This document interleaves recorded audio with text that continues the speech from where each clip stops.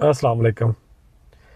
आज जनाब मैं अच्छा लग रहा हूँ और अच्छा लगना बहुत ज़रूरी है। जब आप अच्छा लगें तो अच्छी अच्छी बातें करें। इंसान की जो ज़ाहिर है ना, ये भी इंसान की अंदर की कैफियत पर असरअंदाज होती है। ज़ाहरी तौर पर आप अच्छा महसूस करेंगे तो बाहर से अंदर की तरफ सफ़र अच्छा हो जाएगा और अंदर से फिर अच्छी अच्छी बातें निकलनी चाहिए। मुझे याद है जाहिद शुएब कम्बो साहब ने मुझे पहला कोट लेकर दिया था पैनोरामा लाहौर से। तो उस कोट को पहन के मैं वाकई ही महसूस करता था कि यार मैं बिल्कुल मुख्तलिफ आदमी बन गया हूँ। और पहनावा जो होता है ना, ये इंसान की शख्सियत का पहला तासर होता है।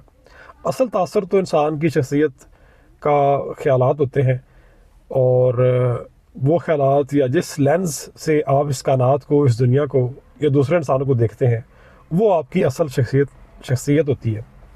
बाकी पहनावा ज़ाहरी जो होता है ये धोखा भी हो सकता है। बाज़ ऐसे बंदे हैं जिन्होंने वेस्ट कोट पहनी होती है और मेरी तरह का कोट भी पहना होता है, लेकिन जब आप उनसे बात करते हैं तो वो कुछ और ही इंसान ज़ाहिर हो जाते हैं। या ऐसे इंसान साबित होते हैं जो इंसान दोस्त नहीं है, या चालाक हैं या यार हैं, और दूसरे इंसानों को वो स्पेस, वो लचक, वो इतराम मुहैया नहीं करते जितना कि दूसरे इंसानों का हक है।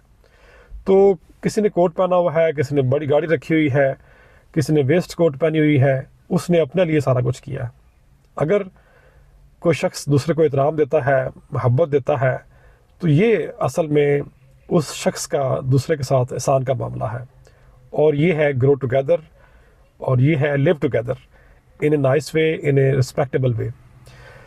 तो और भी बातें, एक दो बात और कर लेता हूँ, फिर ना आपसे इजाज़त लेता हूँ।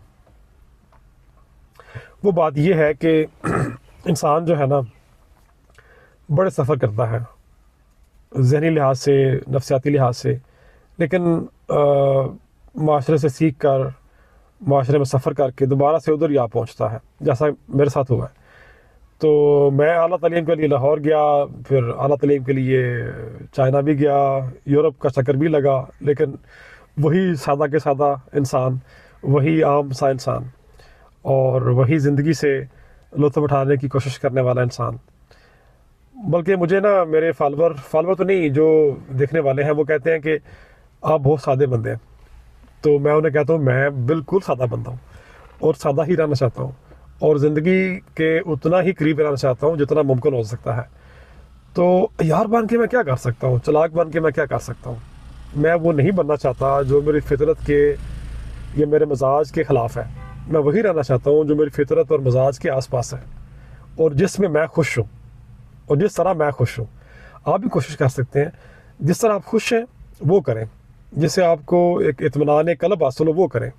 ऊपर जो मर्ज़ी पहने, आप कोट पहने, शलवार कमीज़ पहने, पग पहने, वेस्ट कोट पहने, खैर है, लेकिन दूसरों के साथ एहतराम का मामला करें, दूसरों को स्पेस दें, जगह दें अपने दिल में, दिमाग में।